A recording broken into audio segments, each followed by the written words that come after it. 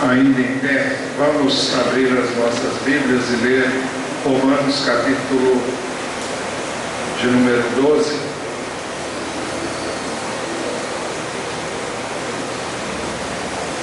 Versos de 1 a 8.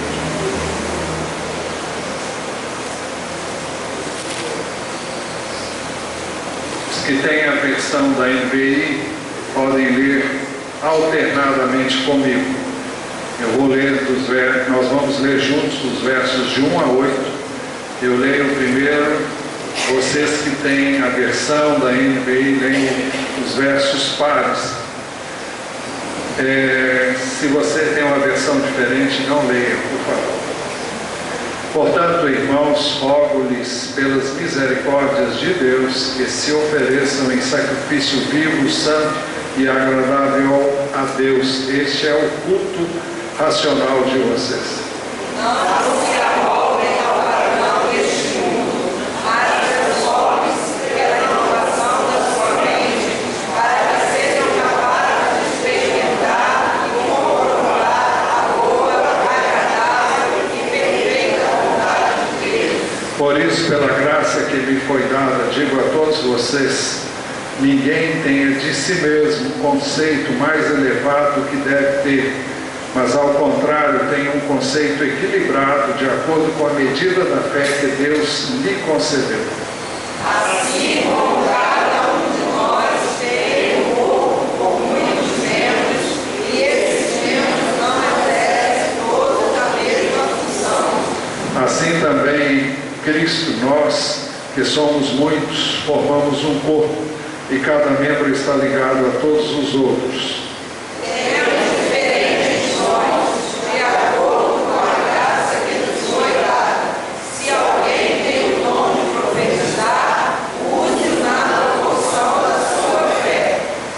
Se o seu dom é servir, sirva. Se é ensinar, ensine. Se é dar ânimo, que assim faça. Se é contribuir, que contribua generosamente. Se é exercer liderança, que exerça conselho. Se é mostrar misericórdia, que o faça com alegria. Amém. Podem assentar-se.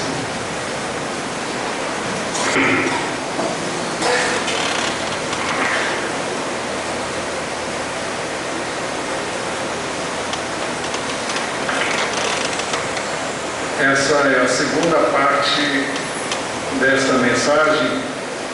A primeira foi proferida no dia 15/11 e, por N fatores, nós não voltamos a Romanos, o que vamos fazer hoje. A título de introdução, verso 12 diz: portanto, irmãos, rogo-lhes pelas misericórdias de Deus. Dissemos que esse, portanto, essa expressão é usada, essa palavra é usada para transportarmos do que foi dito nos 11 primeiros capítulos para os próximos, ou seja, Romanos 12, 13, o 14 até o 16. Até o capítulo 11, os assuntos principais foram a justificação pela fé, a santificação, a eleição dos crentes em Jesus. A partir do capítulo 12, estamos vendo que ninguém é salvo para ser contemplativo ou teórico apenas. Nós somos salvos para viver de modo prático a salvação que temos em Cristo Jesus. Para tanto, nosso ser inteiro deve ser oferecido a Deus em sacrifício vivo, santo e agradável a Deus, porque este é o nosso culto racional. Vimos também que, para tanto, não devemos nos amoldar ao padrão deste mundo, mas deixarmos-nos transformar pela renovação da nossa mente para experimentarmos a boa, agradável e perfeita vontade de Deus.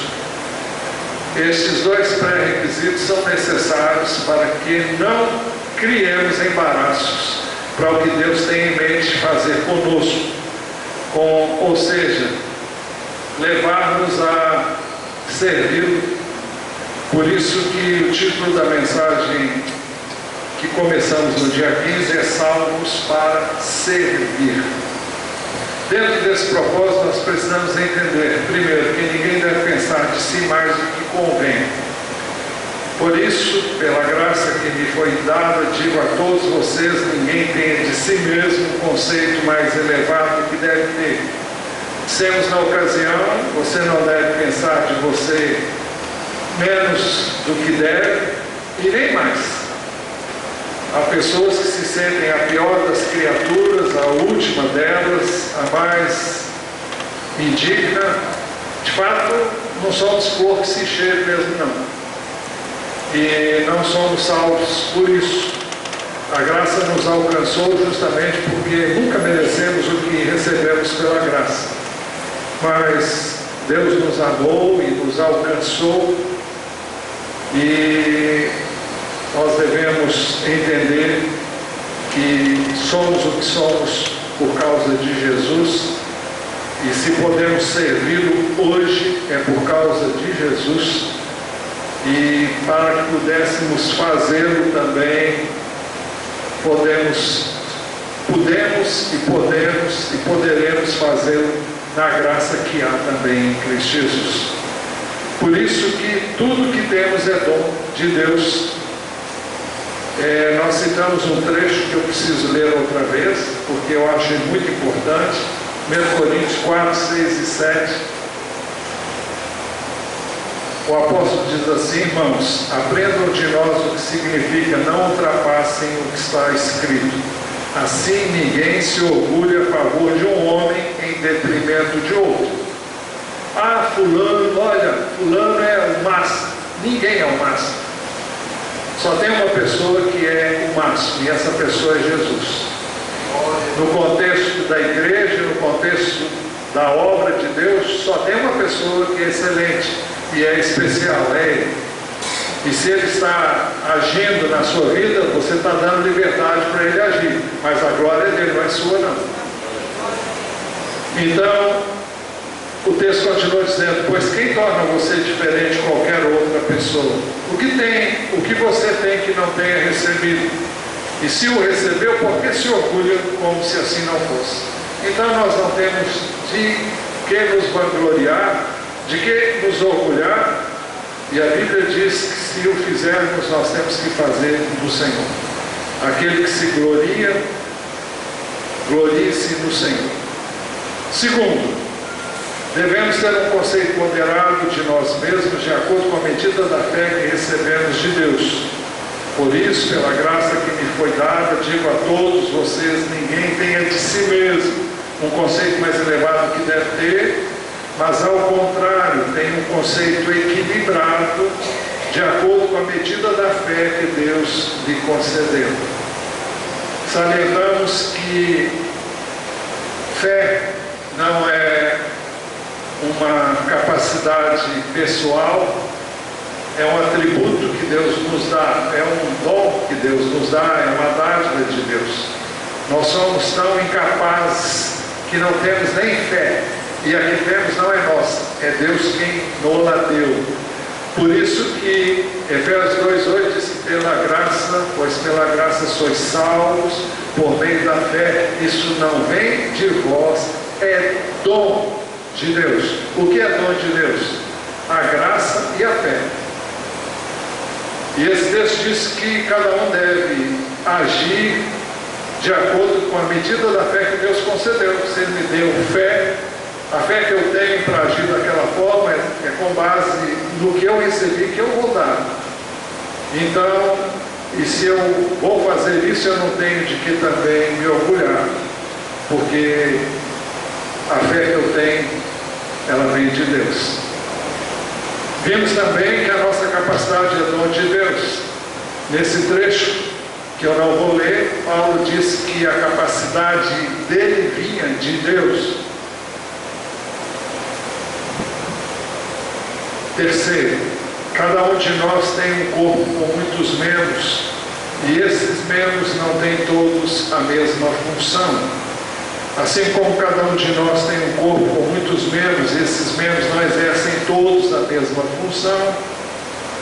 Citamos detalhadamente Coríntios 12, 14 e 19, que mostra exatamente isso, que cada membro do corpo tem uma função diferente e nós não podemos nem devemos querer ser aquilo que Deus não nos fez para ser, ou não nos capacitou para ser, mas devemos ser exatamente aquilo e fazer bem feito o que Ele nos deu e nos capacitou para fazer.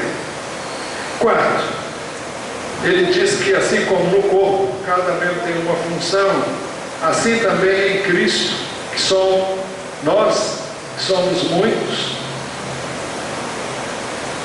formamos um corpo e cada membro está ligado a todos os outros.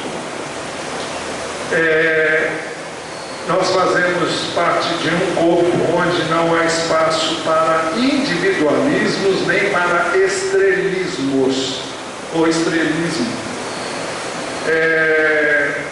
Nós não vamos a lugar nenhum sozinhos, não podemos fazer a obra de Deus sozinhos, não podemos pensar em fazer nada sozinhos.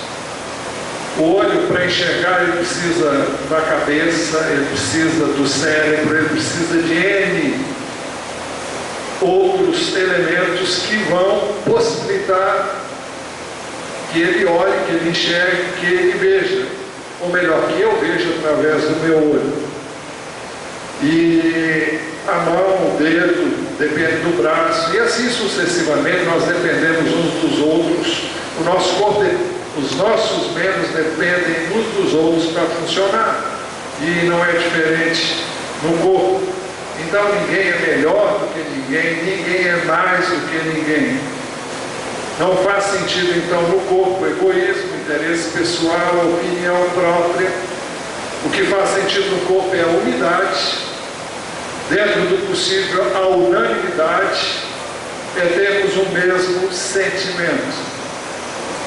Não obstante, no corpo é possível haver diversidade sem comprometer a unidade.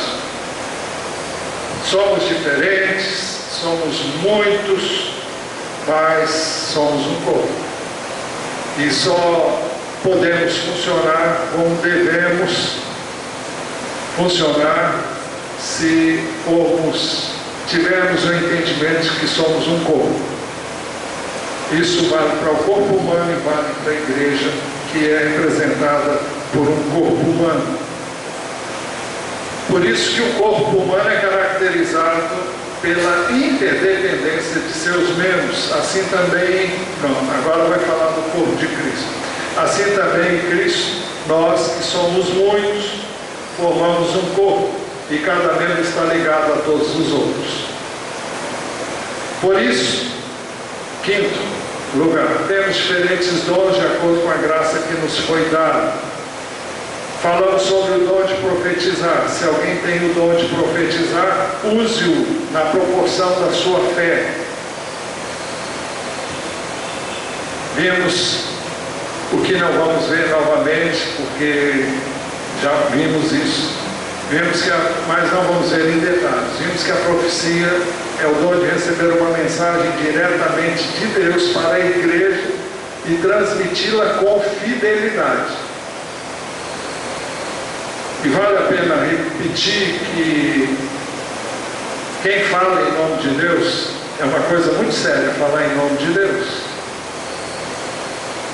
E se alguém diz assim diz o Senhor, tem que ser o Senhor dizendo isso para você repetir. Então, é uma temeridade. Infelizmente, a gente vê muitas pessoas se levantando em nome do Senhor, dizendo besteiras, dizendo asneiras, dizendo coisas que o Senhor não diz. E a palavra do Senhor fala muito sobre isso. Nós vimos que a profecia tem 3 características. 1 Coríntios 14, 3. Mas quem profetiza o faz para edificar, para encorajamento e consolação dos homens. Depois nós vimos o dom de servir. Se o seu dom é servir, sirva. Ou, como diz literalmente o texto, se serviço no nosso serviço. Nós vemos isso no aspecto físico, E foi aí que falamos sobre os diáconos, porque citamos esses trechos que estão aqui. O primeiro fala da instituição dos diáconos, a palavra é diaconei. Romanos 16:1 fala de fé como diaconisa, diaconon. E em 1 Coríntios 16:15 a palavra é diaconia, todos se referindo ao serviço que nós prestamos uns aos outros no contexto do corpo de Cristo. Vimos também que essa palavra é usada também no aspecto geral, e todo ministério é um serviço. Muitas vezes enchemos a nossa boca: eu tenho um ministério. Você tem um serviço, porque é isso que a Bíblia diz. Eu e você temos um serviço. Fulano é ministro, fulano é um servo.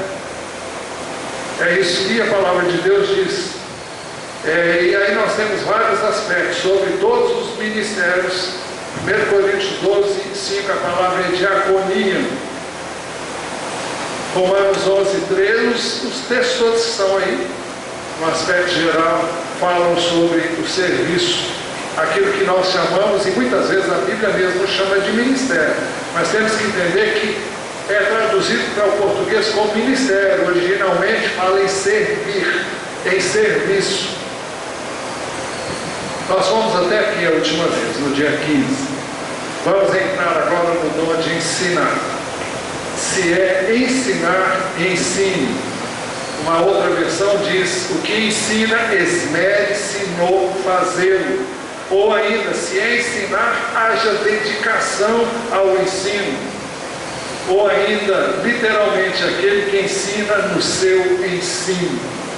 A ênfase desse texto é o seguinte: se você tem um dom ministerial, um dom de servir com aquilo que Deus deu a você, você deve dedicar-se àquilo com todo o seu ser.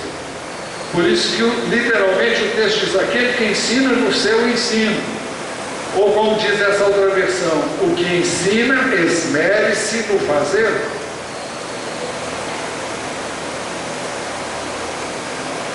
1 Coríntios 14:17 fala do ensino de Paulo. Por que Paulo tinha esse dom? Porque ele era apóstolo, e o apóstolo tinha todos os dons. Já dissemos para vocês que o apóstolo era um desbravador. Ele era aquele que chegava num lugar onde não tinha nada, começava tudo do zero, e ele era pau para toda a obra. Ele tinha que saber de tudo, e ele fazia de tudo, tinha dons. Havia operação dele de milagres, de curas e maravilhas, milagres. Essas coisas eram encontradas nos apóstolos, nos 12, e no apóstolo Paulo, Barnabé, que foi apóstolo também, não com os 12, mas é chamado na Bíblia de apóstolo. Então ele diz o seguinte: por essa razão eu estou lhes enviando Timóteo, meu filho amado e fiel no Senhor, o qual lhes trará a lembrança a minha maneira de viver em Cristo Jesus, de acordo com o que eu ensino por toda parte em todas as igrejas. É significativo e vale destacar que ele fala que Timóteo iria lembrar-lhes a maneira como ele vivia em Cristo, que era exatamente aquilo que ele ensinava. Então, ensino e vida andavam juntos na vida do apóstolo Paulo. Não é à toa que ele dizia: sede meus imitadores como eu sou de Cristo. Então, ele tinha o dom de ensino. Colossenses 1:26 fala de como ele realizava esse ministério, 26 a 29. Ele fala do mistério que esteve oculto durante épocas e gerações, mas que agora foi manifestado aos seus santos. A ele quis Deus dar a conhecer, ele está se referindo ao mistério entre os gentios, a gloriosa riqueza deste mistério. Qual é o mistério? Ele vai dizer que é Cristo em vocês, a esperança da glória. Então o mistério é Cristo, mas não é Cristo sozinho, é Cristo em nós. Esse é o mistério. Isso nunca tinha acontecido antes. Desde a criação, nunca tinha se ouvido falar de coisas semelhantes. Cristo em nós, Cristo em vós. E esse é o segredo da vida cristã, é Cristo em nós. É por isso que o homem não tem de que se orgulhar, não tem de que se vangloriar. Porque ou é Cristo nele, ou então é o homem sozinho. O homem sozinho, ele não está com nada. Ele é apenas um homem normal. Ninguém pode fazer a obra em si mesmo, na sua força, na sua capacidade. Ele só deve, só pode fazer a obra de Deus em Cristo. E ele só pode viver a vida cristã em Cristo, por meio dele. A vida cristã não foi planejada para eu e você, para que eu e você a vivamos pelo nosso esforço, pelo nosso empenho. Temos lutas, temos batalhas, mas quem vence a batalha não sou eu, é Cristo em mim. Quem me dá poder é Cristo. Enfim, é tudo Ele em mim. Eu não estou com nada, e nem você. Então ele diz, nós proclamamos, vou ler o 27, ele quis, Deus, a esse mistério, quis Deus dar a conhecer entre os gentios a gloriosa riqueza deste mistério, que é Cristo em vocês, a esperança da glória. Nós o proclamamos. Agora pode se referir tanto a Cristo como o mistério de Cristo em nós, advertindo e ensinando a cada um com toda a sabedoria.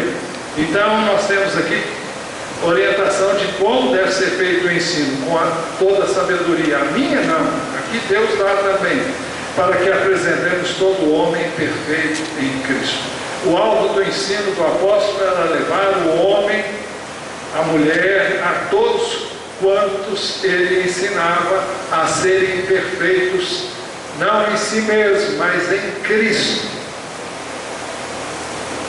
para que apresentemos todo homem perfeito em Cristo. Esse é o objetivo do ensino, levar cada um dos que ouvem a palavra de Deus, que tem Cristo, a serem perfeitos nele. Para isso ele diz, eu me esforço, lutando conforme a sua força, não a minha força, não a dele, ele dizia. Para isso eu me esforço, lutando conforme a sua força. E para não ser redundante, porque ele poderia ter dito conforme o seu poder que atua poderosamente em mim. Então foi traduzido, lutando conforme a sua força que atua poderosamente em mim. Então, quando ele fala em luta, ele está falando em oração. Sempre que ele usa essa expressão, nas várias epístolas, ele está se referindo à oração. Sem oração você não faz nada, você não vai a lugar nenhum. Nós só podemos ver as coisas acontecerem através da oração. Eu não conheço outro meio. E a Bíblia não nos mostra outro meio. Colossenses 3,16, ele também escreve dizendo, habite ricamente em vocês a palavra de Cristo, ensinem e aconselhem-se uns aos outros com toda a sabedoria. Segundo Timóteo, nós temos o princípio do discipulado, que é baseado no dom de ensinar. E as palavras que me ouviu dizer na presença de muitas testemunhas, confia-as a homens fiéis, que sejam também capazes de ensinar outros. Homens fiéis, bom, primeiro alguém ensina para mim, depois eu ensino para o outro, que vai ensinar para o outro, que vai ensinar para o outro. Alguém pode dizer, bom, e todo mundo aí tem um dom de ensino? Pode não ter. Mas se você tem, use. E use bem usado. Porque Deus é com você. Com certeza, uns vão ensinar com mais facilidade, porque tem o dom do ensino, tem o ministério de ensinar, e fazem isso como nenhuma outra pessoa talvez possa fazer. Então, se você tem esse dom, exercite. Agora, você não vem me dizer que você não pode discipular outra pessoa porque você não tem o dom de ensino. Temos que ter cuidado. É verdade que quem tem o dom de ensinar vai se sair melhor. Mas você pode transmitir algo que você recebeu. No mínimo, você vai transmitir aquilo que você recebeu. E você não deve fugir a isso. Agora vamos ver o dom de exortar. Não estamos falando tudo que podíamos falar sobre o dom de ensino. Poderíamos ainda gastar muito mais tempo, mas não vamos fazê-lo, porque não será possível. O dom de exortar. Se é dar ânimo, que assim faça. Assim traduz a NVI. É uma tradução boa, porque ela expressa o que realmente significa a palavra exortar. Exortar não é colocar o dedo no nariz das pessoas, não. No sentido de repreender. Exortar é levantar alguém. Exortar pode ser, tem o sentido de chamar alguém para o lado, para levantar aquela pessoa, erguê-la do desânimo, do abatimento, da indiferença, da frieza, da apatia, seja lá qual for o caso. Por isso que a NVI traduz-se a dar ânimo, que assim faça. Outra versão diz o que exorta, use esse dom em exortar. Outra diz o que exorta, faça-o com dedicação. E o texto literalmente quer dizer aquele que exorta na sua exortação, ou seja, dê tudo para fazer isso. A palavra é a palavra parakaleo.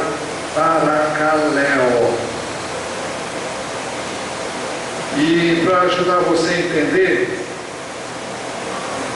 o que é exortar,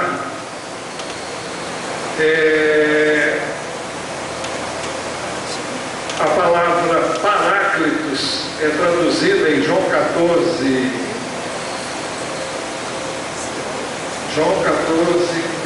15, 16 e 17. Jesus disse que eu rogarei ao Pai e Ele vos dará outro Consolador. Consolador é uma palavra que a palavra consolo pode ser usada para o dom de exortar, consolar também, porque a palavra parakaleo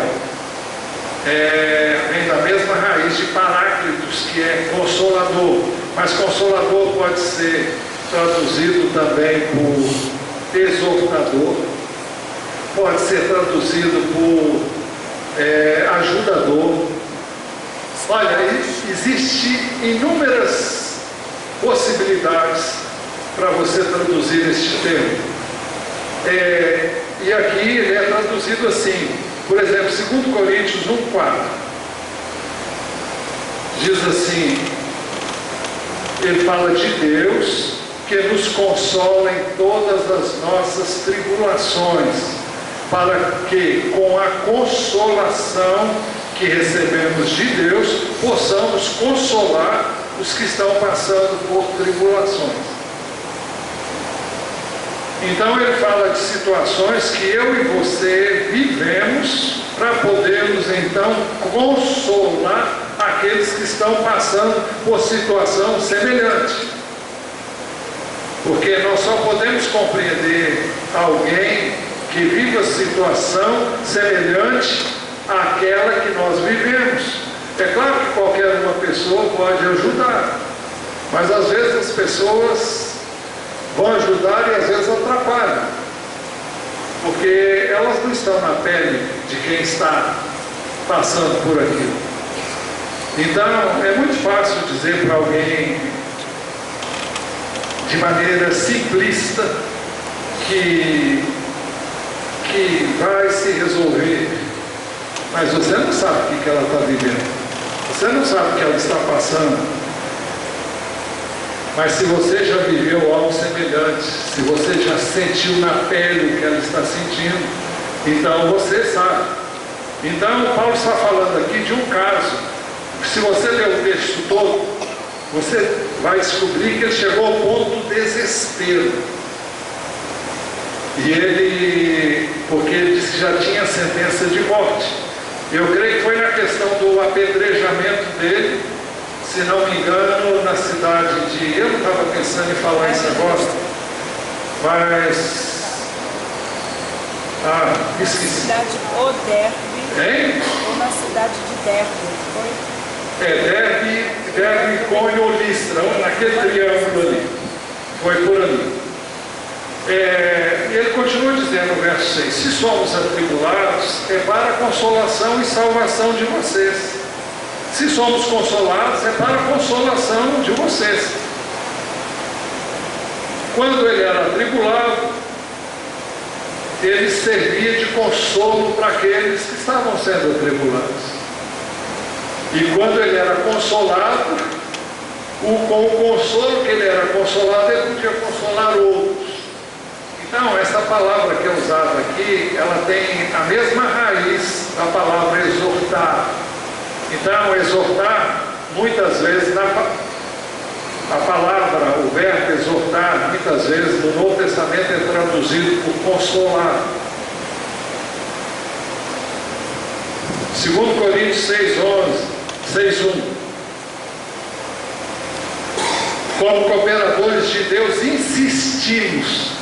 É interessante, essa palavra é a palavra exortar, que a ENVI traduz por insistir. Insistimos com vocês para não receberem em vão a graça de Deus. Outra tradução diz: como cooperadores de Deus, exortamos vocês a não receberem a graça de Deus em vão. Ou seja, encorajamos, estimulamos, e pode ser também aqui traduz como insistimos com vocês, para vocês não receberem em vão a graça de Deus. Depois temos 2 Coríntios 8:6,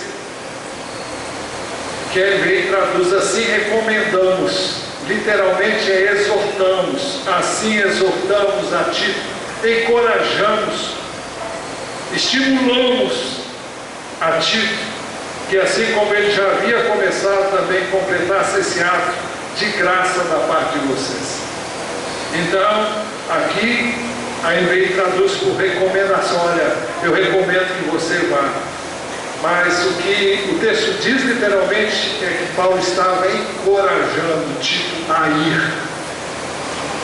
2 Coríntios 9:5, também a NVI traduz como recomendar. Assim achei necessário recomendar, literalmente é exortar, que os irmãos os visitem antes e concluam os preparativos para a contribuição que vocês prometeram. Então ela estará pronta como oferta generosa, não como algo dado com avareza.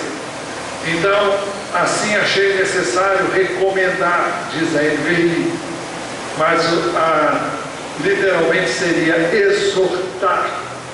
Achei necessário exortar, encorajar e estimular vocês para que visitem, os irmãos os visitem.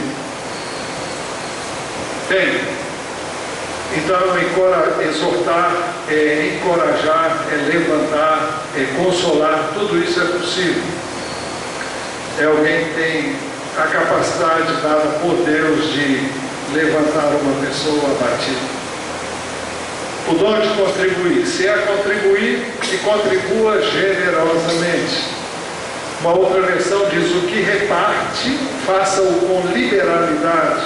Ou ainda, o que contribui com liberalidade. São três versões diferentes, mas que têm o mesmo sentido. Aqui não está falando, alguém vai dizer, bom, então eu não contribuo porque eu não tenho esse dom. Então você nunca vai dar. Não, aqui está falando de pessoas que têm também o dom de ganhar.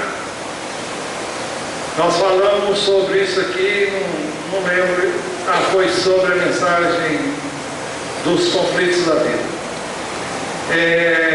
Quem tem o dom de dar e é generoso para dar, tem também o dom de ganhar. E quanto mais ele dá, mais ele ganha. Então, nós falamos que Deus vai dar a essa pessoa porque ela sabe aplicar aquilo que ela vai ganhar. Então, Deus dá para que ela aplique cada vez mais. E se você quer detalhes do que nós estamos falando, você lê 2 Coríntios capítulo 9. Deixa eu ver se é capítulo 9, para eu não falar bobagem, mas 2 Coríntios capítulo 9. Leia todo o capítulo que você vai entender que Deus dá para você dar. Deus traz a você para você dar. Não é para jogar dinheiro pela janela, é para dar segundo a orientação do Espírito, segundo a direção de Deus. Nós temos um exemplo de dar dessa maneira. Atos 4, 36, 37. José, um levita de Chipre, a quem os apóstolos deram o nome de Barnabé, que significa encorajador. Algumas versões diz filho da exortação, e tem uns que diz que ele é filho da consolação.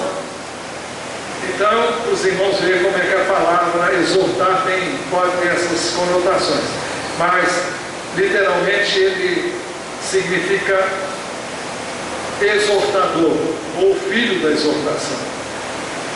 Texto de José, um levita de Chipre, a quem os apóstolos deram o nome de Barnabé, que significa encorajador.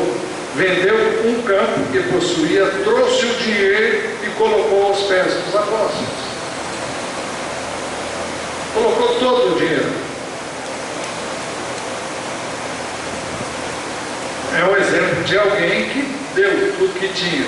Alguém vai perguntar, ele tinha o dom de contribuir? Não sei. Eu sei que ele deu. Mas quem dá sim é despojado. Ele sabe que recebe para dar. Ele tem para dar. 2 Coríntios 8, de 1 a 5. Aqui não podemos dizer que se aplica o dom de contribuir. Você não precisa ter o dom de contribuir para fazer o que os macedônios fizeram. Paulo escreve aos Coríntios e diz: agora, irmãos, queremos que vocês tomem conhecimento da graça que Deus concedeu às igrejas da Macedônia. No meio da mais severa tribulação, a grande alegria e a extrema pobreza deles transbordaram em rica generosidade. Eles eram extremamente pobres, mas eram ricamente generosos. Isso significa que Deus vê o seu coração e a sua disponibilidade. E muitas vezes o pouco que você dá pode ser mais do que o que pode dar. Mesmo que ele dê muito, se você pode dar mais dando menos, porque você tem menos. Então, não existe uma analogia para dizer fulano deu mais, fulano deu menos. Só Deus pode julgar quem é que deu mais e quem deu menos. Isso também não tem nenhuma importância. Isso é problema de cada um com Deus. O texto continua dizendo: pois dou testemunho de que eles deram tudo quanto podiam, e até além do que podiam, por iniciativa própria. Nós dissemos aqui, já temos dito outras vezes, não significa que eles preencheram um cheque sem fundo na persuasão de que Deus ia cumprir o cheque deles. Não. É que eles abriram mão de certas, diríamos, mordomias que eles tinham, ou alguns recursos que tinham, para socorrer outros que eles sabiam estavam em pior situação do que eles. Significa em abrir mão de necessidades pessoais para socorrer outros que estão numa situação pior. E eles, verso 4, o texto diz que foi por iniciativa própria. Eles nos suplicaram insistentemente o privilégio de participar da assistência aos santos. E não somente fizeram o que esperávamos, mas entregaram-se primeiramente a si mesmos ao Senhor e depois a nós pela vontade. Ninguém pode dar nada a Deus se antes não tiver entregue sua vida a Deus. Alguém vai dizer: não, isso não é verdade. Eu concordo com você. Alguém pode dar sem ter entregue a sua vida a Deus. Mas será que Deus vai ver como de valor? Eu creio que não. O que Deus tem mais interesse é na sua vida.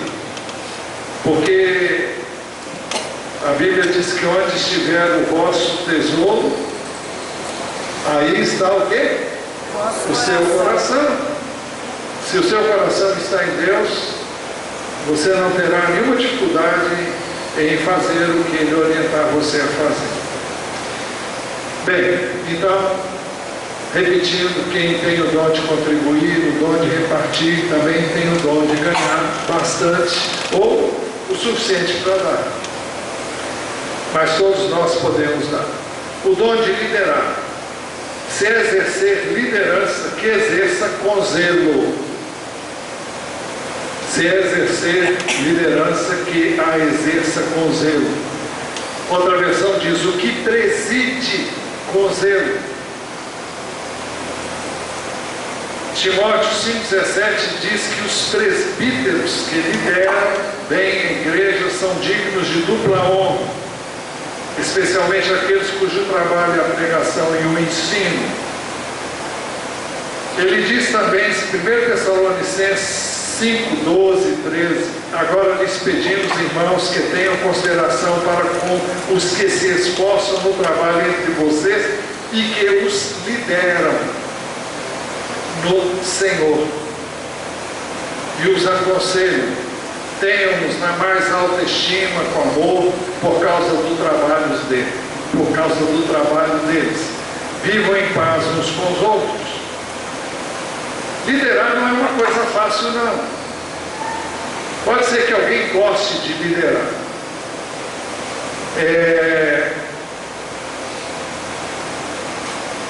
Você,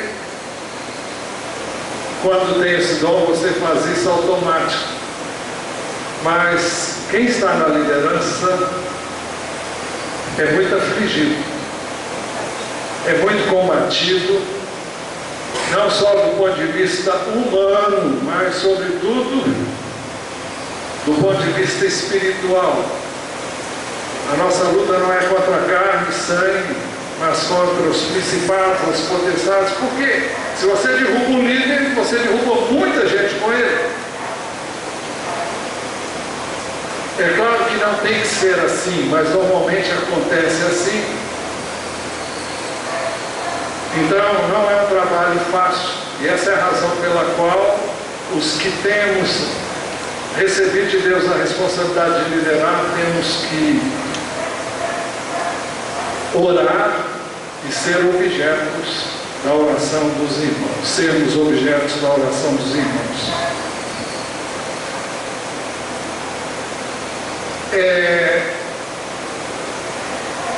Esse dom tem sido entendido como o mesmo dom de governar que é colocado em 1 Timóteo 3, 4 e 5. Eu já estou encerrando. O texto diz que o bispo, nós já dissemos que o bispo, o presbítero e o pastor são uma mesma coisa na palavra do Novo Testamento. E aqui diz que ele deve governar bem sua própria família. E o sentido é de liderar a sua família, tendo os filhos sujeitos a ele com toda a dignidade, pois se alguém não sabe governar sua própria família, como poderá liderar, como poderá cuidar da igreja de Deus?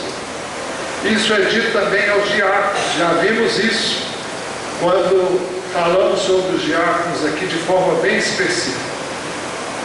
1 Timóteo 3,12. O diácono deve ser marido de uma só mulher e governar bem seus filhos e sua própria casa. Mas também fala de administrar. É o mesmo que administrar, porque 1 Coríntios 12, 28, algumas versões dizem governar, outra diz administrar, como é a NVI. Assim na igreja Deus estabeleceu primeiramente apóstolos, em segundo lugar profetas, em terceiro lugar mestres, depois os que realizam milagres, os que têm dons de curar, os que têm dons de prestar ajuda, os que têm dons de administração. Então, liderar, governar, administrar,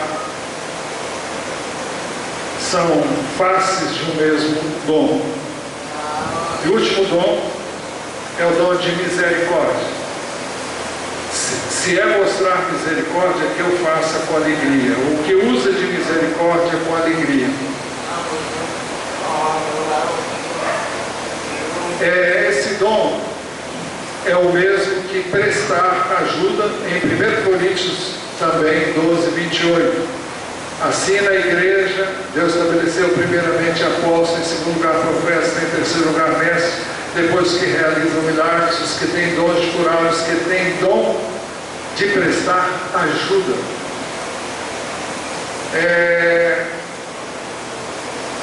Vamos pensar no dom de misericórdia, porque ele se coaduna bem e se encaixa também no dom de prestar ajuda. Eu entendo esse dom como ter misericórdia de pessoas que normalmente ninguém teria. Hoje aqui durante o culto da manhã foi falado sobre a igreja ter um ministério de alcançar as pessoas que são aquelas que normalmente são excluídas, são marginalizadas.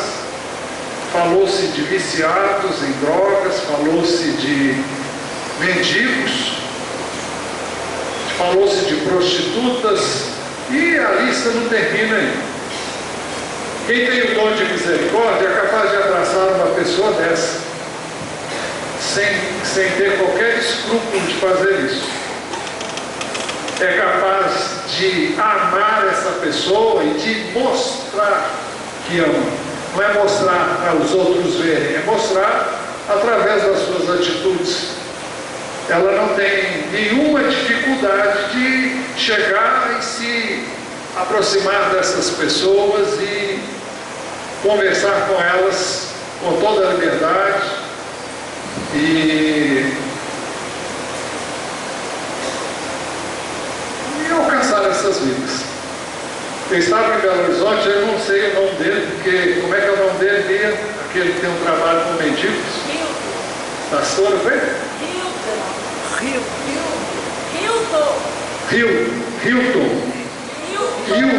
Hilton. Tá. Ele tem um trabalho em Goiânia, né? Que já tem sido feito em várias partes do país. E ele trabalha tirando mendigos das ruas. E o trabalho que ele faz é um trabalho notável. E muitos desses têm se tornado pastores, líderes das suas igrejas e estão servindo no propósito de alcançar outras pessoas que um dia foram como eles, que agora são recuperados, restaurados. Eu fico pensando também, determinado tipo de, algumas versões falam em socorros, a capacidade de você socorrer uma pessoa na sua dor e de estar e de se envolver com ela. É preciso ter esse dom. Eu não estou dizendo que você só deve fazer isso se você tiver esse dom. Nós não podemos nos eximir dessa responsabilidade. Mas há pessoas que fazem isso e fazem muito bem.